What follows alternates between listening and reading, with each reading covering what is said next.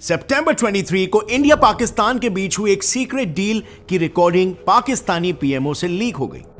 आधा आ गया हुआ इंडिया से प्लांट, जी वही है ना? ऐसा ही है सर। हाँ जी, तो बाकी आधा रह गया हुआ है। सर इशू ये है कि वो पहले जाएगा ईसीसी पे। इस रिकॉर्डिंग के साथ साथ पीएमओ के 100 घंटे की रिकॉर्डिंग आज ऑन सेल है। यस, सिर्फ $3,40,000 में हैकर ने ये सारी सीक्रेट ऑडियोज बेचने का ऑफर ऑलरेडी दे दिया है। बट ये कौन सी सीक्रेट डील है बिटवीन इंडिया एंड पाकिस्तान जिसका आधा कंसाइनमेंट ऑलरेडी पाकिस्तान पहुंच चुका है और अब तक किसी को भी कानो कान इसकी खबर नहीं पड़ी है? वेल हेलो फ्रेंड्स, मेरा नाम है Gaurav and be ready to get shocked further, क्योंकि ये सीक्रेट डील की रिकॉर्डिंग्स अगस्त 2022 से डार्क वेब पर ऑलरेडी अवेलेबल है, जिससे बिल्कुल क्लियर हो गया है कि पाकिस्तानी पीएम शहबाज शरीफ ने इंडिया से सीक्रेटली पावर प्लांट मशीनरी मंगवाई थी। बट अब सवाल इसमें यह आता है कि यार ये काम तो आप ओपनली भी कर सकते हो, तो इसे सीक्रेटली क्यों किया जा रहा है? और इन लीक्ड ऑडियोज में एग्जैक्टली ऐसा क्या था और कैसे इस लीक ने शरीफ फैमिली का पर्सनली मोटिवेटेड पॉलिटिकल ड्रामा पूरी दुनिया के सामने लाकर रख दिया? But friends, before we start, allow me to introduce all the characters of this family drama. तो सबसे पहले है नवाज शरीफ, जो कि पाकिस्तान के एक्स और एग्जाइल्ड पीएम है। नेक्स्ट कैरेक्टर है हमारी मरियम नवाज, जो नवाज शरीफ की बेटी है और रूलिंग पार्टी पीएमएलएन की वाइस प्रेसिडेंट भी। और थर्ड और मोस्ट इंपॉर्टेंट कैरेक्टर है शहबाज शरीफ, नवाज के छोटे भाई और पाकिस्तान के करंट प्राइम मिनिस्टर। और फाइनली ड्रामा में सपोर्टिंग रोल प्ले करने वाले and also our last character Raheel Munir, Pakistani industrialist और मरियम नवाज के दामाद। अब जब भी आपने सभी इंपॉर्टेंट कैरेक्टर्स के बारे में जान लिया है, तो let's move on and understand कि इन ऑडियो लीक्स में एग्जैक्टली ऐसा क्या था और क्यों इस डील को सीक्रेटली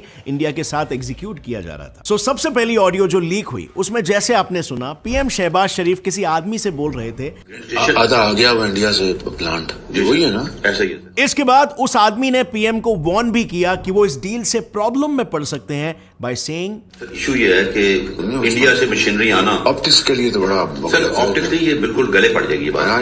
वेल, उस आदमी के वार्निंग से ये तो समझ आ रहा है कि वो इस डील को हर हालत में सीक्रेट रखना चाहते थे एंड एविडेंटली दाल में कुछ तो काला था। अब सोचने वाली बात ये है कि पाकिस्तान, जिसने इंडिया में आर्टिकल 370 के रिमूवल के बाद, दैट इज अगस्त 2019 के बाद, इंडिया के साथ ट्रेड करना ऑलमोस्ट बंद कर दिया था with just an exception of mainly 3 industries, वो आखिर क्यों इंडिया अपने सो कॉल्ड दुश्मन देश के साथ सीक्रेटली डील कर रहा है? वेल, अब क्योंकि ये डील सीक्रेट थी, इसी वजह से पब्लिक डोमेन में इसकी कोई फॉर्मल इंफॉर्मेशन तो अवेलेबल नहीं है। पर अगर हम बाकी के लीक्ड ऑडियोज की हेल्प से इसे समझने की कोशिश करें, तो कहानी में असली रोल था मरियम नवाज का, जो कि बैक स्टेज से ही पीएमओ पर जोर डाल रही थी to secretly import power plant machinery from India for a son in law Raheel Munir.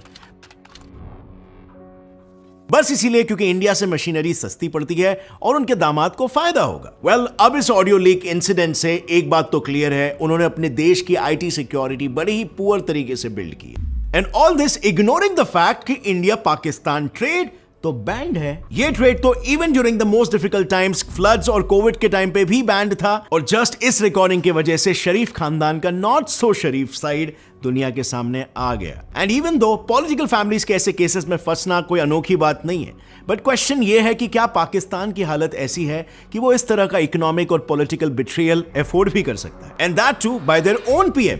तो सबसे पहले शुरू करते हैं इकोनॉमिक केओस से। वेल, अगर हम पाकिस्तानी करेंसी की वैल्यू देखें तो फिलहाल it stands eight 221 Pakistan rupees पर डॉलर। इनफैक्ट पिछले 4 महीनों का एवरेज अराउंड 230 पाकिस्तानी रुपीस पर डॉलर ही रहा है। और अगर इंडियन रुपीस से पाकिस्तानी रुपीस को कंपेयर करें तो 1 Indian rupees is equal to 2.67 Pakistani rupees. अब करेंसी के वैल्यू में डिक्लाइन की वजह से पाकिस्तान का टोटल डेट यानी कर्जा भी बहुत बढ़ गया है। According to State Bank of Pakistan, it stands at 59.7 trillion Pakistani rupees, जो पिछले साल के मुकाबले 25% ज्यादा है। और तो और IMF के रिपोर्ट के हिसाब से इस डेट का 30% तो पाकिस्तान अकेला ही चाइना को करता है। अब इतना ही कम नहीं था कि जून में आ गई बाढ़ और पाकिस्तान की सिचुएशन बद से बदतर हो गई। Total cost of damage $30 billion तक पहुंच गया, जिसकी वजह से आलू जो फ्लड से पहले 53 पाकिस्तानी रुपीस पर किलो में मिल रहे थे, वो 182 पाकिस्तानी रुपी पर किलो पे पहुंच गए। ऑनियंस का रेट 67 से 275 पाकिस्तानी रुपीस पर किलो हो गया। बेसिकली प्राइसेस 300 से से 500% बढ़ गए। और फिर इस वर्सनिंग सिचुएशन को सुधारने के लिए पाकिस्तान ने IMF से $1.1 बिलियन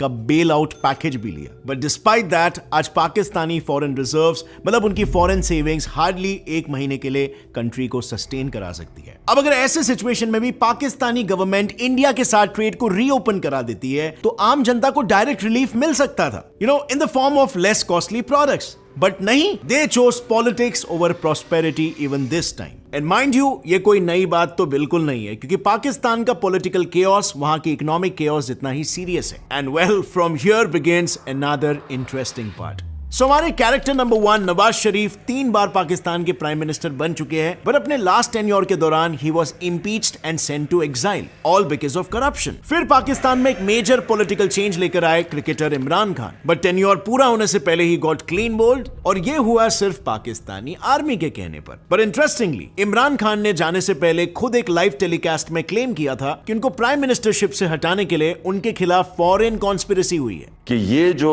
हो रहा था ये पहले से ही इनके बाहर की लोगों से राब्ते थे।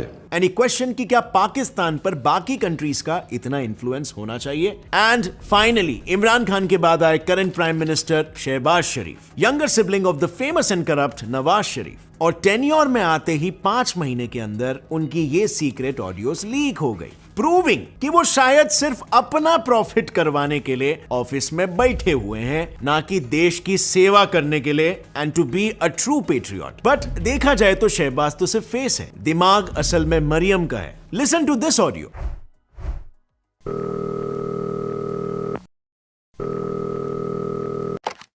मैं ये कह रही थी कि इनएविटेबल है, हमें बढ़ानी पड़ेगी। अंकल हमें साथ साथ ना आपका इमेज किसी और तरीके से बिल्ड करके। इस ऑडियो में मरियम अपने चाचा मतलब पीएम शरीफ से कहती हैं, अंकल ये इनएविटेबल है, हमें पेट्रोल की कीमत बढ़ानी होगी किसी और तरीके से बिल्ड करके। कहने का मतलब यह है कि जनता को अननेसेसरी इश्यूज में उलझाओ और प्राइसेस बढ़ाओ। सिंपल फंडा ऑफ अपना काम है बनता, भाड़ में जाए जनता। इनफैक्ट पाकिस्तानी मीडिया के हिसाब से तो गवर्नमेंट को आज भी नवाज शरीफ ही चला रहे through Maryam, and who knows. But इन ऑडियो लीक्स की सीरीज में एक अनएक्सपेक्टेड ऑडियो भी रिलीज हुआ which was of ex PM Imran Khan, जिसमें वो उसी फॉरेन इन्फ्लुएंस के बारे में बात करते हुए ये बोल रहे थे कि हमें किसी कंट्री का नाम नहीं लेना है, we just have to play this. सिर्फ खेलना, नाम नहीं लेना अमेरिका, बस सिर्फ खेलना है इसके ऊपर कि ये डेट पहले से थी, आज नई जो चीज आएगी ना। इस लीक के बाद जनता को ये यकीन हो गया कि Imran was right. In fact Imran ने खुद कहा, मैं तो कहता हूं पूरा साइफर यानी वो डॉक्यूमेंट ही लीक हो जाए और सबको सच पता चल जाए। बड़ा अच्छा किया इन्होंने लीक किया। मैं तो कहता हूं वो साइफर ही लीक हो जाए, सबके सामने आ जाएंगे चलते। खान साहब उसमें जो आप कह रहे हैं कि ताकि सबको पता चले कि कितनी बड़ी बैरूनी साजिश हुई है। वेल, साइफर तो फिलहाल लीक नहीं हुआ, पर कई और ऑडियोस लीक जरूर हुए जिसमें पाकिस्तानी डिफेंस मिनिस्टर और बाकी मिनिस्टर्स के कॉन्वर्सेशंस थे, which compels us to think कि कितना बड़ा सिक्योरिटी डिजास्टर साबित हो सकता है। पीएमओ कंट्री का सबसे बड़ा ऑफिस होता है जहां देश की सिक्योरिटी से लेकर देश की हर पॉलिसी सब डिस्कस होती है, एंड हु नोज कि हैकर के पास और क्या क्या है। व्हिच इज व्हाई खुद पीएम शरीफ ने ये तक बोल दिया कि अब कौन आएगा पाकिस्तान के पीएम से मिलने, लोग 100 बार सोचेंगे बात करने से पहले। कौन आएगा पाकिस्तान के वजीर आज़म से वजीर हाउस में मिलने, वो लोग 100 बार सोचेंगे। और तो और एक्स पीएम इमरान खान ने कहा कि पाकिस्तानी स्टेट सीक्रेट्स अब दुश्मनों तक पहुंच गए हैं, इंटेलिजेंस एजेंसीज को अपना काम करना चाहिए, ना कि पॉलिटिकल इंजीनियरिंग। और फिर इसके बाद उन्होंने एक बहुत ही इंपॉर्टेंट क्वेश्चन पूछा, who is responsible for such a security breach? And well, totally agreed, एकदम सही सवाल पूछा, who is behind these leaks? Is it the army, कोई फॉरेन स्पाई, ऑपोजिशन और समबडी एल्स? नाउ ऑब्वियसली इस सवाल का जवाब देने के लिए बहुत सारी थियरीज बन चुकी है, but we'll just state a few. So initially तो इसे बस एक साइबर अटैक बोला गया था, पर खान साहब के हिसाब से खुद पीएम शरीफ और उनकी पार्टी ने यह लीक किया है, और अब उन्होंने एक नया गेम स्टार्ट कर दिया है of fake and fabricated audios. और वहीं दूसरे तरफ रिपोर्ट्स तो ये भी कहते हैं कि सम पीपल थिंक इसके पीछे आर्मी का हाथ है। मीनवाइल एक्स इंटीरियर मिनिस्टर ने एक टीवी इंटरव्यू में ये कहा है कि कोई अंदर का बंदा जरूर है, लेकिन अंदर कोई बंदा जरूर है। और वहीं दूसरे तरफ डार्क वेब पर कोई ये क्लेम कर रहा है कि वो सारा का सारा डेटा रिलीज कर देगा, just hoping that the release will bring betterment to Pakistan. So culprit को ढूंढने के लिए सरकार ने कमेटी बनाई है under current interior minister Rana Sanaullah. इस कमेटी की क्या फाइंडिंग्स थी ये मैं आपको बताऊंगा, बट उससे पहले जानते हैं कि पाकिस्तान की आवाम का इस पूरे मुद्दे पर क्या कहना है. Well, you'll be surprised to know कि लोगों को सिक्योरिटी ब्रीच से ज्यादा प्रॉब्लम है गवर्नमेंट की हिपोक्रेसी से. एंड टू बी ऑनेस्ट, लोग सही भी बोल रहे हैं. उनको दिख रहा है कैसे उनकी सरकार इंडिया को दुश्मन देश बताकर लोगों को बेवकूफ बनाती है और ट्रेड बंद करवा देती है, और जब बात खुद की हो तो सारी दुश्मनी भूल जाती है पैसों के लिए, खानदानी कारोबार चलाने के लिए. इनफैक्ट एक जनाब ने तो इनडायरेक्टली ये तक कह दिया था कि पाकिस्तानी आर्मी को देखना चाहिए कि वो कैसे कैसे लोगों को हमारा पीएम बना देते हैं जो सिर्फ अपने प्रॉफिट के लिए बैठे हैं. खास तौर पे हमारे जो अशराफिया से ऊपर जो एस्टेब्लिशमेंट है उनको चीजें सोचनी चाहिए कि आप लोगों ने किन लोगों को हमारे ऊपर मुसल्लत कर दिया जो सिर्फ और सिर्फ अपने मफाद के लिए यहाँ बैठे हुए.